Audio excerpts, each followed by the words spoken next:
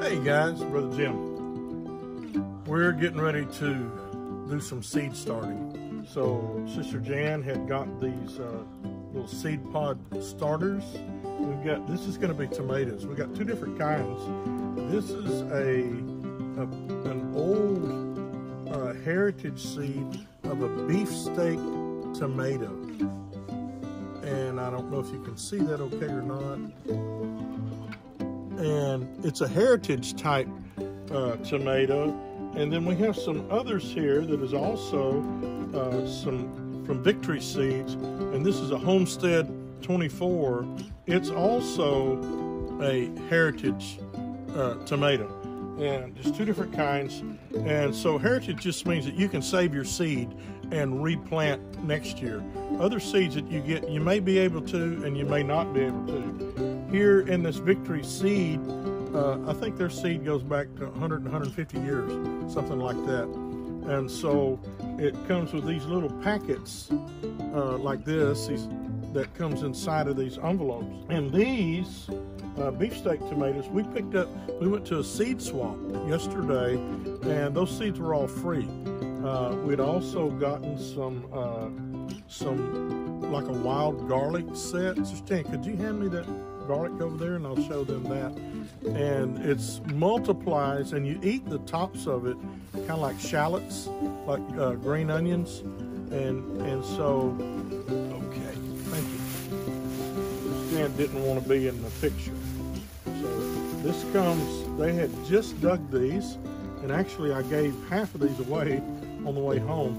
And you can see all the roots down in here on this. Can you see that okay, Sister Jan? Yeah. Okay. And so you just plant this in the ground and it continues to multiply. It doesn't really make a bulb so much on the bottom, but you eat these tops, and man, if you could smell this, our vehicle smelled like garlic whenever we got out yesterday. And so we're going to be planting those later on. We'll plant them kind of down by the pond, I imagine. But for now, we're going to be putting these in here. Let's see, what else did we get? Oh, we got some corn yesterday. Also, that this is an old, oh my goodness, this isn't labeled, so I don't remember what kind of corn this was. But it's an old heritage type corn also. But that they said it doesn't make real big kernels, but we're going to try some of that. And we got several other things also. Some cucumber seeds right here. Had some of that dirt falling out. I thought one of our seed packets was open. Anyway, some cucumber seeds, and we also got some cabbage. Some more of that corn. That's sweet corn. Oh, this is a sweet corn. The other was like a corn nut. Yeah, oh, that's right. That had real big kernels. Kind of like, they said, kind of like corn nuts. And so this is sweet corn, Bilicious. I'll put it back in my sack. And then we got some angel trumpet flowers. You didn't know I got that, did you? No. These are double yellow. And so we'll set those out also. That's some more of the sweet corn, and rutabagas, which is a type of turnip, and which is a really, really small seed. Can you see that? And anyway, mustard, turnips, all that looks alike. You can't just look at the seed and tell the difference. There's another little packet of the sweet corn. So anyway, we're going to be planting these. So Sister Jan, if you would kind of zoom in on this a little bit. Not real close, but close enough they can see what I'm doing. I'm going to see if I can get this opened up. So on a tomato, if you've never started tomatoes, the seed's really small. There's some static inside the envelope, so I'm having a little trouble getting it to come out. It's just a little speck. Can you zoom in on that, just Can you see it? Okay. drop a couple of them down inside each one of these.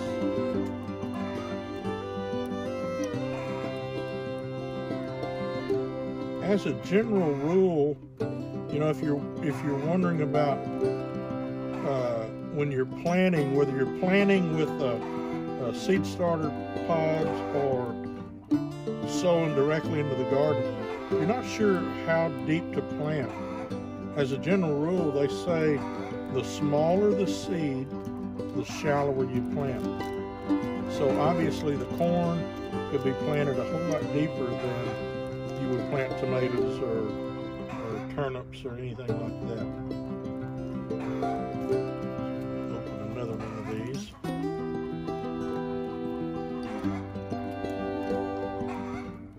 I had a seed or two drop right here, so we may have some coming up wild right here in the driveway. I don't know, we'll find out. Anyway, it is that time of year to get started on this stuff.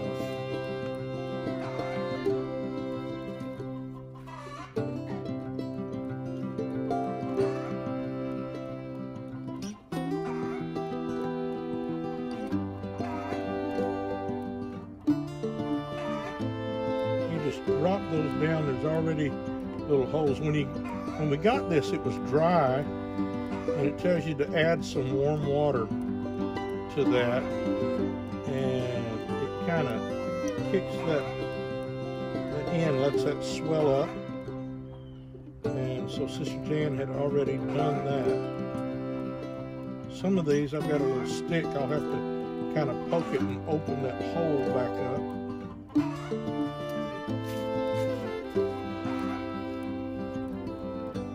Let it get on down in there better. Some of these will get 3. They're so small, it's hard to just do 1 or 2. So if a 3rd one drops in there, it's okay. What you'll end up doing is, when these come up, little tomato plants are really pretty hardy. So you can really just kind of tear these little pod deals open and pull those out.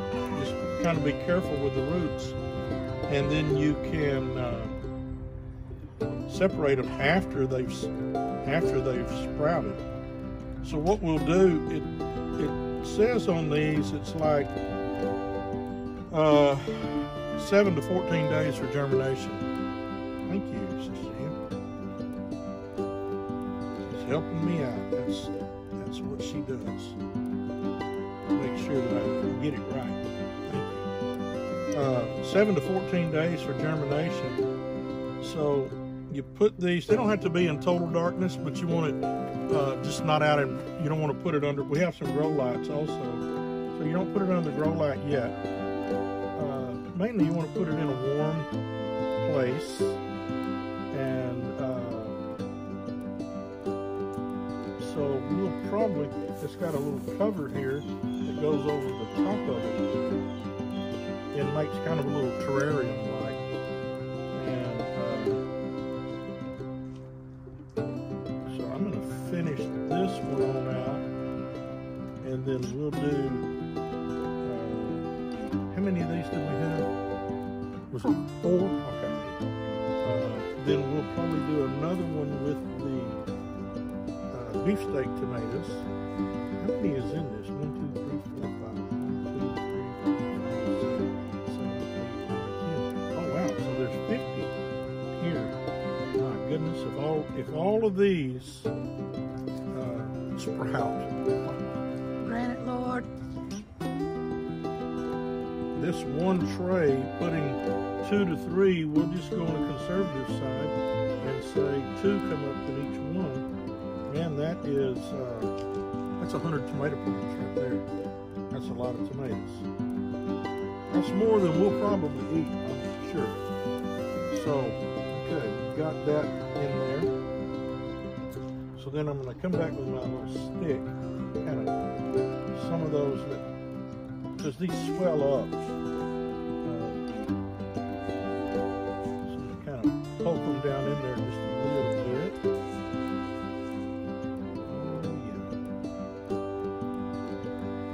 what happens, I had somebody ask this one time, what happens if you get them in upside down? Well, you know what? They're going to come up anyway. And some of y'all, I'll go ahead and get personal here for a second. Some of y'all in your walk with God was planted upside down in the beginning, but hallelujah, you survived it, you came on out, and now you got fruit in your life. If you don't have fruit yet, hang on. Just don't give up on Jesus. He's bigger than your problems. And you'll find out that you might have been upside down in the beginning, but you'll still sprout. Hallelujah. You'll still produce. I'm trying to make sure that all those get down in there. Such a delicate little seed.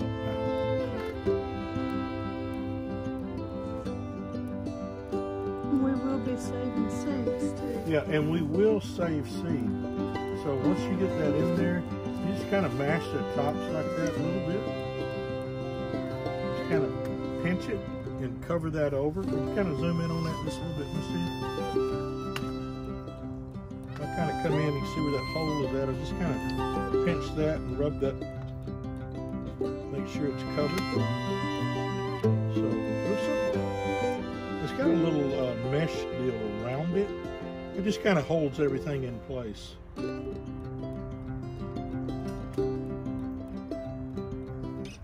have to peel that back a little bit on some of them.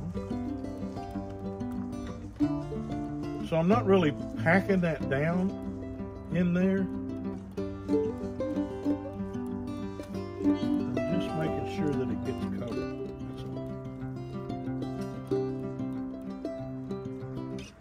So you do this the same way.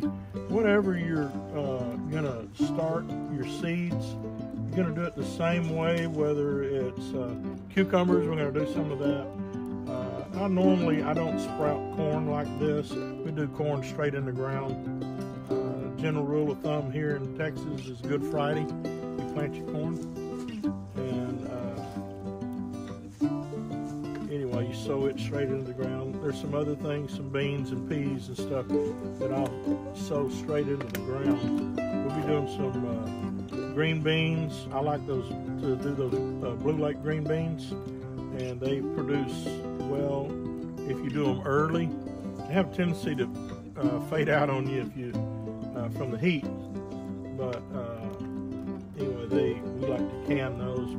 Just then take them, put them up, and we eat them all through the year. Okay, I believe that's got them all worked in. So there we go. It's about 10 or about 7 to 14 days, they say, to germination. And so what we're going to do with that then is we'll remove these. I'll show you how this goes together.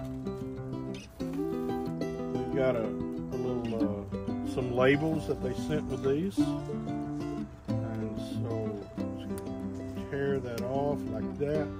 So Stan had already done it with a magic marker, and we'll go in one of these here in the middle of this and just stick that in so we'll know what it is. And then you take the lid, sits right over on top of it like so.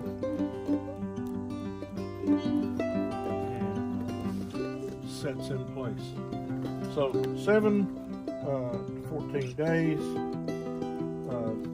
these will germinate, they'll begin to sprout, and then we'll put the grow lights on them, and man, just watch them get on out from there. After you're kind of past your time of your last frost, we'll put those in the garden. And here's something too, if you have tomato plants and they get, let's say you don't have a grow light and they really stretch and they're reaching for light, and let's say they get this tall and they're real kind of spindly. You know, some people, they feel like that's not a good thing, but I'm telling you, it's okay, because here's what you do. A tomato plant, any part of that plant that touches the ground, it will grow roots right there. So you dig the depth that you want, and then you make like a little trench, And if your plant's that tall, and you really wanted it that tall for setting out, but it's that tall because of a lack of light. So you dig your depth that you're gonna go, whether it's 4 inches, 6 inches, whatever, some loose soil underneath that. But then you dig a little trench and you lay that tomato plant. See, if this is the stem, you stick it in like this and then you lay it in that trench, and the very end of it, you just kind of turn it up, and so just leave that much sticking up out of the ground, and it will root all along that stem, and you'll end up with a better root system. So, and that's very important, especially when it comes to on into the summer when it starts getting dry, and you water that, you've got more roots to pull up. So as you go along there, and if your root system is not strong enough when you first put them out, as they start growing, you can just do that. You can lay those over and cover them with dirt some, and they'll sprout roots all down through there. So we got 3 more of these we're gonna do. We're gonna do these beefsteak, and I think some cucumbers and maybe some squash. And so we're excited. It's that time of year, folks. Get your seeds started, and certainly stay with us through this growing season, and we're going to show you the blessings of the Lord. So thank y'all for tuning in, and at Faith Farm and right here in East Texas, still keeping the faith. God bless. Hey guys, appreciate you watching this video. It's early February here. This is about the 5th, I think, something like that. And it's time to get your seeds started. And so this is just the way that we did it this year. And some seeds we plant directly in the ground, like corn, peas, okra, stuff like that. But, you know, if you want to save money and have access to seed, get a heritage seed. I know it's easy to go, you know, somewhere and just get seed from anywhere, feed store or wherever. But what you really want is you really want a heritage seed, and then that way you can save your seed. A heritage seed is usually like 100 to 150 years old, and you can save your seeds from this year and replant next year. A hybrid, it may or may not come up. If it comes up, it may or may not have fruit. And so you don't want to do all that hard work and not get anything out of it. So listen, appreciate you tuning in, and we're going to continue bringing gardening tips, cooking tips, how we handle some of the livestock here on the property, along with the gospel. So anyway, hey, listen, we appreciate you tuning in, and stay tuned with us. Subscribe to the channel if you haven't already. Subscribe to the channel. That way when we post a new video, you'll get an update on that. And we just love y'all. We appreciate you. And right here in East Texas, we're still keeping the faith. God bless.